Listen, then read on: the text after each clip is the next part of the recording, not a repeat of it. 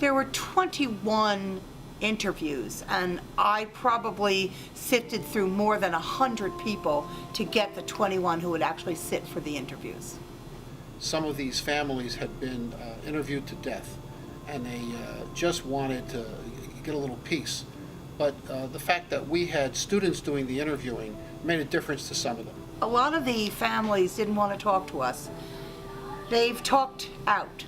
You know, in the 10 years that have intervened, they might have been interviewed, they might not. Maybe they were on with new lives. Maybe some of the widows had remarried and moved on.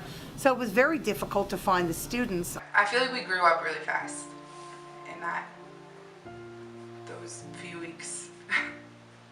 We had to learn to put a guard up because everybody wanted to know something. It's one thing to hear of 2,000 or 3,000 people dying in a horrible disaster. It's another to meet the people who were affected by it and see how it changed their lives. It's something you can't really explain to people. They have to learn it for themselves. It actually made me the person I am today. Very strong, emotionally. One of my aunts used to always tell me that this will strengthen who you are and you can always help other people with this tragic event that happened. Some of these young people went through their own particular hell. Their parent died. Their grief was very public.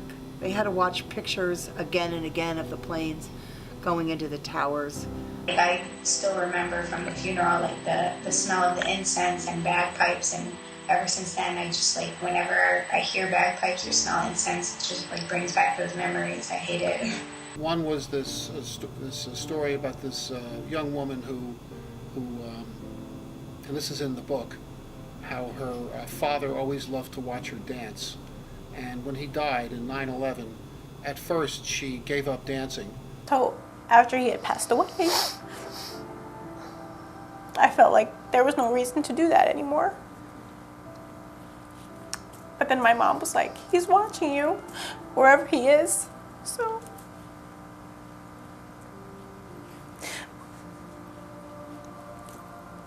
I made that my life, and I passed it on to my students, and I know that wherever he is, he's watching.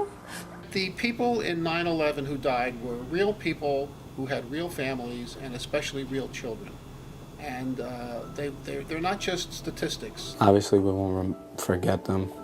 Like, they're always in our hearts. We personalized 9/11, and nobody else has done this to my knowledge. There have been interviews with some of these children, but none to this level. So I think this book is a unique product.